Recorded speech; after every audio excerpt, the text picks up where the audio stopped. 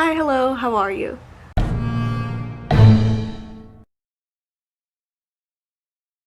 Good morning, happy Monday. I'm so tired from being at the pumpkin patch like all day yesterday and just being like out of the house. We left at 10 and we got back at 7 and I went to bed like an hour later and I'm still tired. So I slept for 13-ish hours. Probably not, but that's how long I was in bed. I had a headache because I definitely did not drink enough water for how long we were out underneath the sun. So it took me like 2 or 3 hours to fall asleep, but in between that I was like falling asleep for 15 minutes, waking up, tossing and turning, falling asleep for a few minutes, just over and over and over until I think like 11 o'clock when I was finally out. Plans for today: I'm off. It's National Indigenous Peoples Day. I'm reading the Atlas 6. I am supposed to be finishing it today. It's not a very large book, but I just have been really tired the last few days. I read like 33 pages one day, didn't read anything yesterday, and I'm supposed to be finishing it today, so I'm off, which is nice. My boyfriend's sleeping. He's probably going to be asleep for a while, so I'm just going to sit out here and read and alternate with knitting. I cannot stop yawning. I'm so tired. So it's a PJ day. I'm going to be in my PJs all day on the couch, maybe do some cleaning later, but definitely finishing this is a big priority today. I'm really enjoying it. It's really interesting the way that like the society is set up, all of that. The different characters. I normally don't like multiple perspectives, but so far they each seem pretty strong, so that is good. So I'm gonna get to reading and I will talk to you guys later. Good morning, happy Tuesday. Oh my god, my camera battery's gonna die. I did not finish the Atlas 6. I don't know if I've even shown the cover. I absolutely love this design. It's just amazing. I got to page 276 last night, so I still have about 100 pages, which I'm going to try to read during lunch and finish. It's really good. I do not like Callum, one of the characters, at all. He is interesting, like his chapters to read, but him as a person is just gross. He is a manipulator. He can control emotions, and everyone's kind of starting to see that he's probably not like a good guy. And I just don't have time to talk about it because my camera battery is going to die, but it is really good. I am super enjoying it. I forgot we were supposed to go to my grandparents' house yesterday to watch the football game, so that is why I didn't have time to finish it. And I stayed up till like 9:30 and I was like, I'm just too tired, I have to go to sleep. So hopefully we'll be finishing, definitely we'll be finishing this today and then starting Small Favors, I think, or The Corpse Queen, I can't remember. But happy Tuesday. I'm working. I just showered. I'm feeling like this is gonna be a really good week, so I will update you guys later. Hello, it's a little bit later. I finished the Atlas 6 during my lunch. I thought that this was going to be just a standalone, but apparently it's part of a series, and the end really throws you for a loop. I don't think it was a 5-star. It's a 4-star, like 3.5, 4. It was really interesting. I don't want to spoil it for anybody, but the premise is that 6 people get chosen for their abilities to do like a year-long fellowship to be a part of the Alexandrian Society, but one of them will be eliminated, and we find out the way that they're eliminated in the end, and there are just some like underlying players who are doing some things because they think that the society is kind of rotten on the inside, and so they want to change it. And so these kids who think that they're applying to be a part of this great society are really being used in this like overall grand scheme that you kind of find out in the end. So the twist at the end was really good. It really threw me for a loop, and I am a little bit disappointed that the second book doesn't come out until next year, but I would highly recommend this. Very good. Well, it does a lot of like space-time continuum talk, so if none of that really interests you, maybe don't read it. I did find myself skipping through some of the like philosophical bits some of the philosophical bits where the characters are having like internal monologues and like discovering their abilities and trying to figure out who to trust. Some of it's important, some of it's really not. It's just I made the choice as the person who was reading it on what I thought was needed and wasn't, and I didn't feel like anything that I skipped hindered my reading. So 3.5, 4 stars. It was good, and I really, really want to see what comes of the next book. The like abilities that they have, very unique. The whole system, super interesting.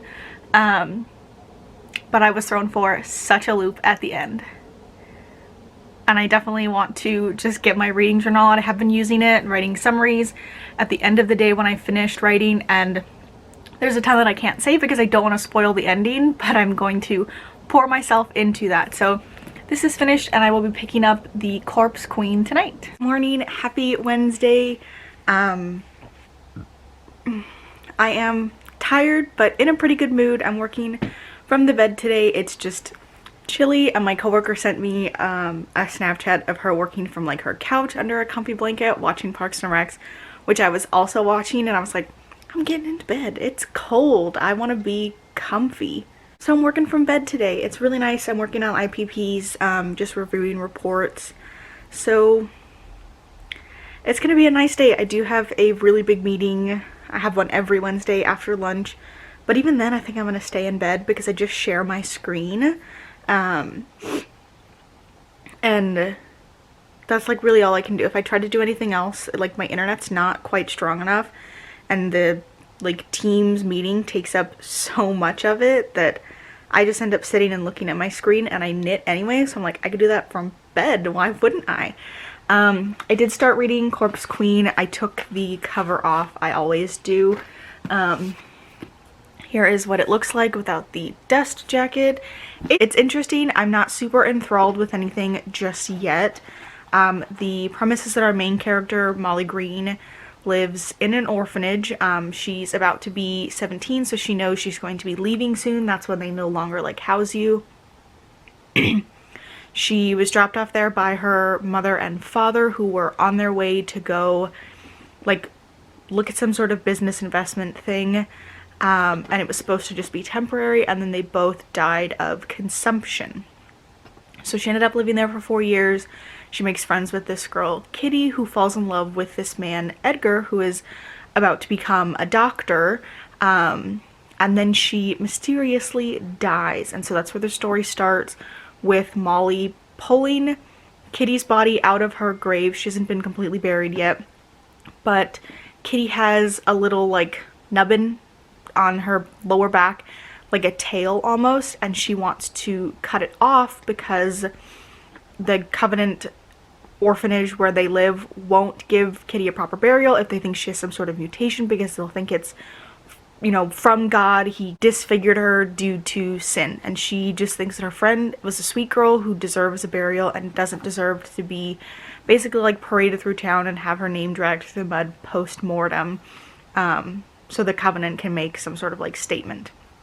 But when she goes to like flip her friend's body over and sever that little stump thing, it's already gone, and that's a big mystery to her.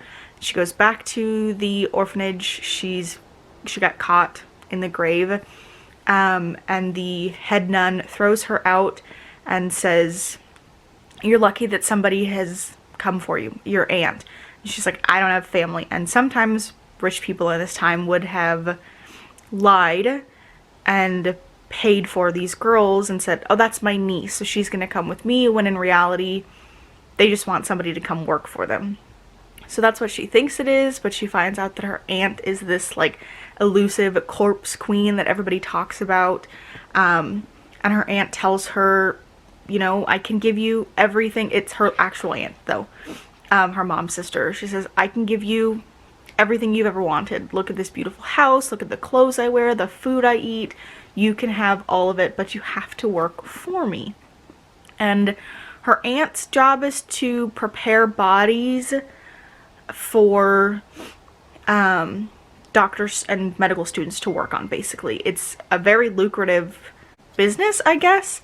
It seems to be a little bit more sinister than what we've gotten so far. So I read to page 88. I was supposed to read to page 98, but it was already 9:30 by then, and I was just really tired, so I put it away. I have to read to page 202 tonight, so I'll just add in that extra 10 pages, maybe read during lunch. No, I have to put laundry away. I did a ton of laundry yesterday, and we are so bad about putting our stuff away, so I've set aside my lunch to do that. But yeah, the book is interesting and nothing crazy. It's got really classic YA vibes. Just like the setting, the girl with kind of like a chip on her shoulder, having a friend who has died, I feel like is kind of popular.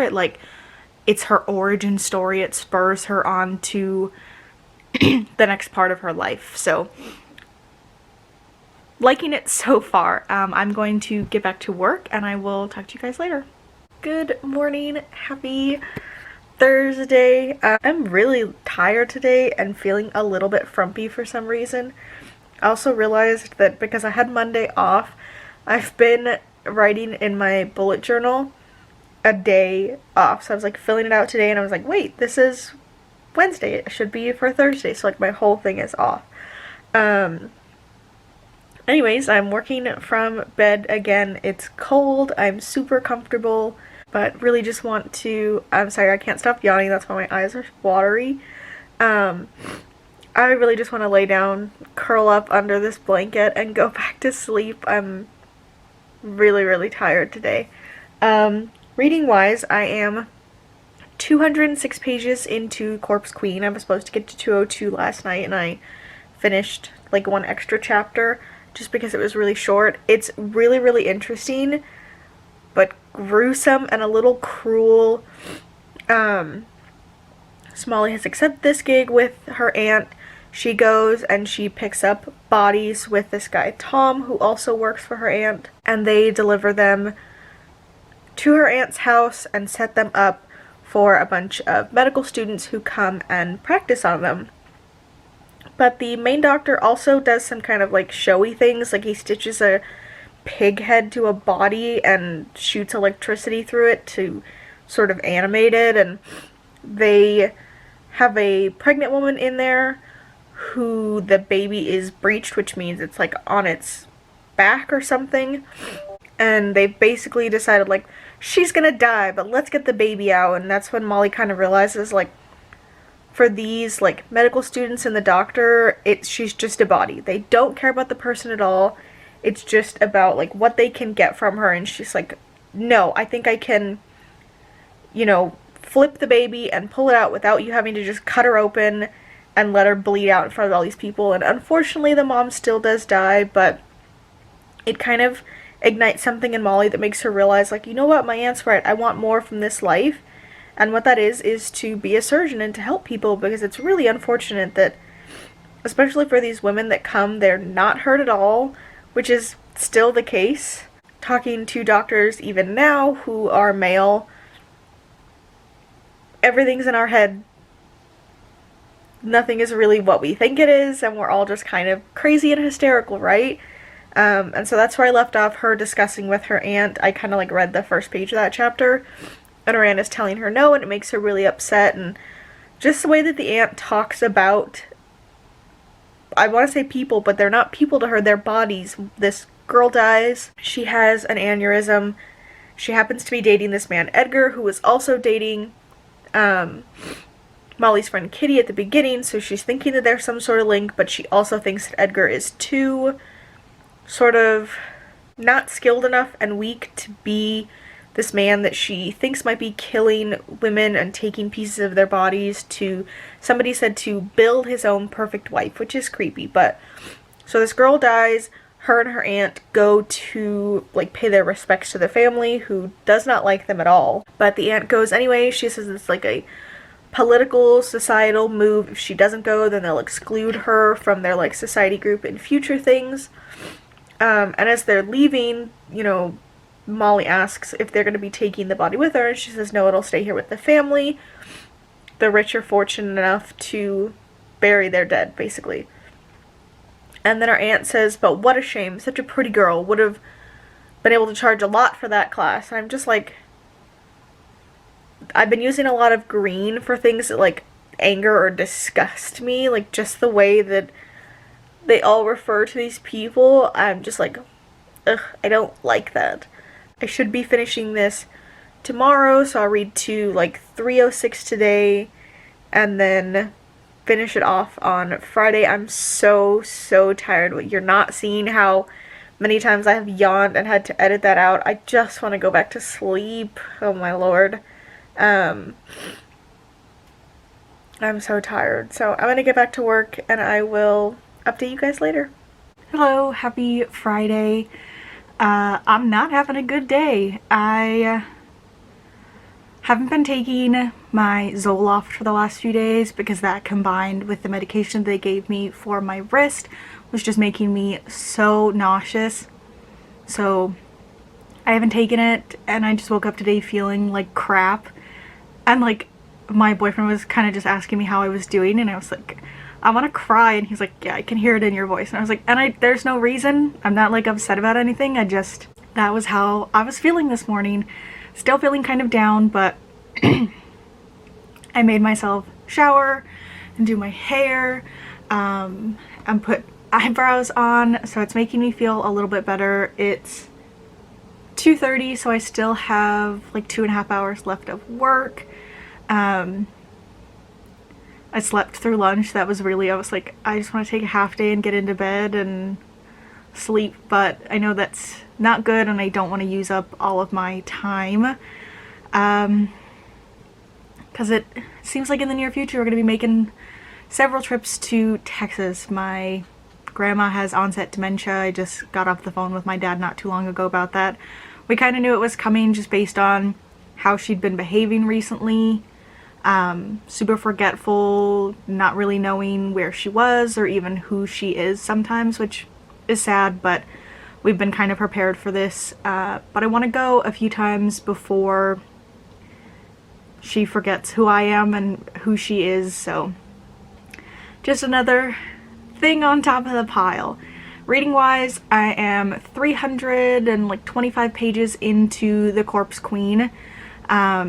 I kind of sensed it from the beginning that Dr. Laval, the doctor that Molly's aunt works with, was the knifesman. It's just his skills are really highlighted, and it's been mentioned several times that whoever like the huntsman is would need to be a very skilled doctor, and so it just made sense. And somebody else has been arrested for it and Molly just doesn't think that that's possible. She did find this like creepy little workroom in the basement of the church that the doctor has all of these anomaly body pieces, and there was one that said vestigial tail, teenage girl 16, and she just knew in her heart that it was Kitty's. And the person that got arrested might have been working for the doctor, but whoever is mutilating these women, it's definitely not him. He's called the Tooth Fairy. He like rips out teeth, and he is just a very gruesome and unskilled man that it just can't be him who's doing these things. So I'm also kind of thinking that Molly's aunt knows that it's the doctor, but she doesn't want to lose her wealth and her income, so she's just kind of letting it go, which I think makes her just as complicit, just as much of a murderer, to know that these gruesome things are happening and only caring about how they're going to affect her whether she tells or not. So I have a feeling that Ginny, one of the girls that Molly's made friends with, is going to be a like target, and then Molly and Tom, who also works for Molly's aunt, will have to go save her. So I have less than 100 pages, like 75 to read tonight. Was planning on reading them during lunch, but I ended up sleeping, so that'll be my 4th book. And then depending on how early I read it, I might start Small Favors. I think that's the next one that I have. Just depends on how I feel after that, and I also need to edit, so who knows. But I'm gonna get back to work now. Just probably won't be able to update tomorrow because we're gonna be in Lake Arrowhead. Well, maybe, I don't know what time we're going. We're going to Lake Arrowhead tomorrow for Oktoberfest, so I'm really hoping that I feel better tomorrow. So I'm gonna get back to work and I will talk to you guys later. Good morning, happy Saturday. Just woke up, don't know if you can tell, but I got a bump on my eye, sty. Haven't had anywhere to go all week. Today, I do. So of course I woke up with a sty. Not a big deal, it's not painful. I held like a warm washcloth to it and rubbed in circular motions. That helps like the oil in your eye break up. So do that a couple more times before we leave, and hopefully it just doesn't get any bigger or bother me.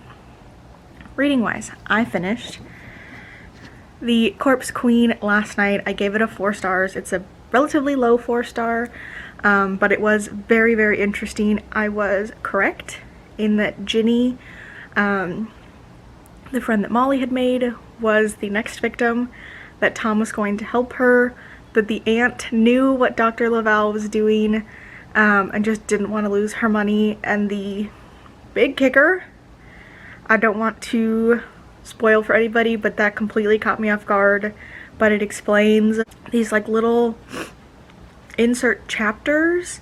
They're usually 1 or 2 pages, and it was like this unidentified character who was locked away somewhere for some sort of crime that she committed, but